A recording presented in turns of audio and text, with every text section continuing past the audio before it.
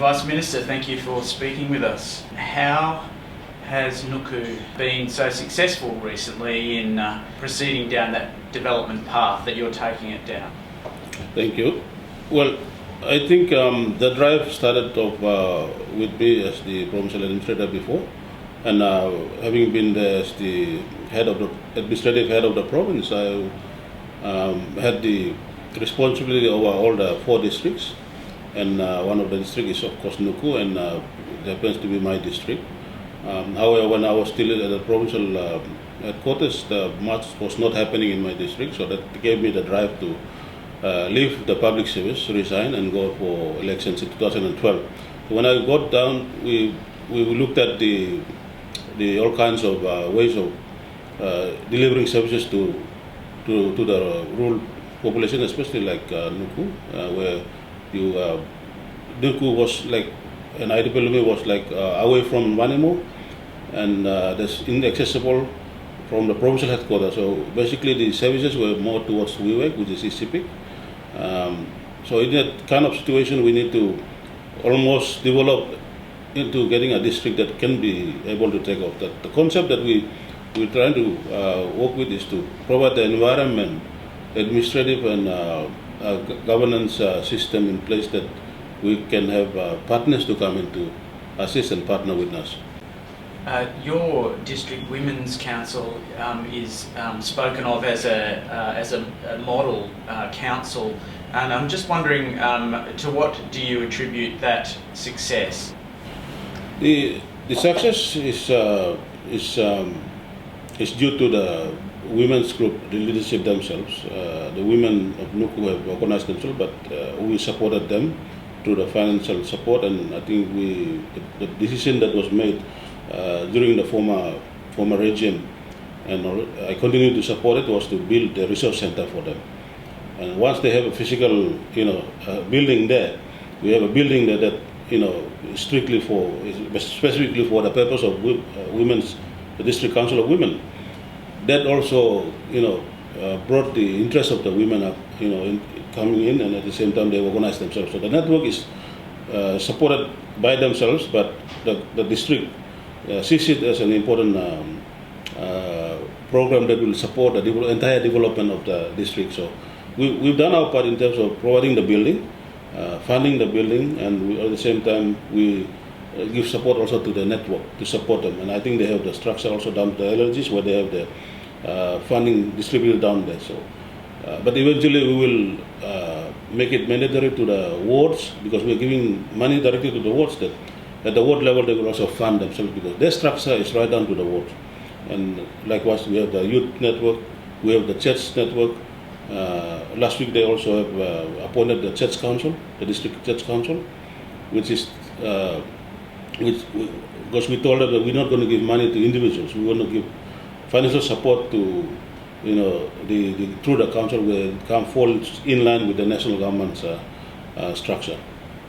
Finally, just thinking about your partnerships with donors, with programs like PLGP and EPSP, what can be done, what opportunities do you think there are there for future collaboration?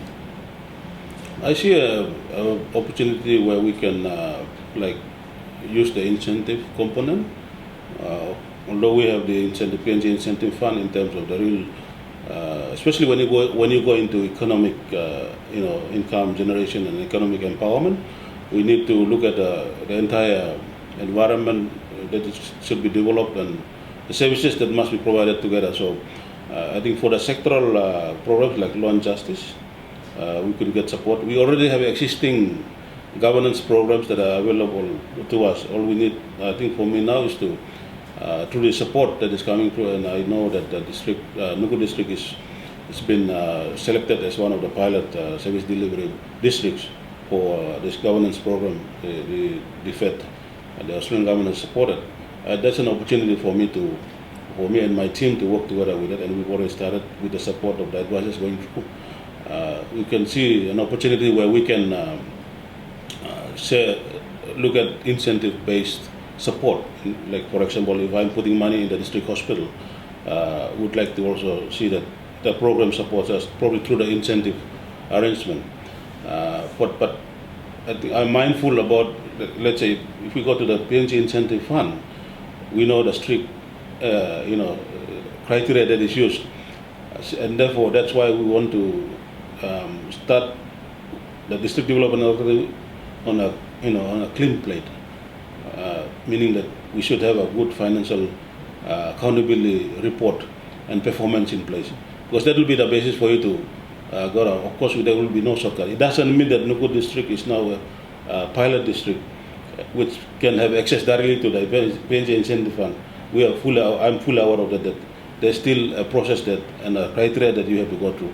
So it is on my part and my office's part in the district to make sure that through the governance support program, we can build that capacity and have a sound financial management system in place, and so that we can use that, take advantage of that and use that as our basis for us to get support from the PNG incentive fund, which I think are a big amount of money which can support, for example, the district hospital, or setting up a new school, or even support a district road infrastructure that we have.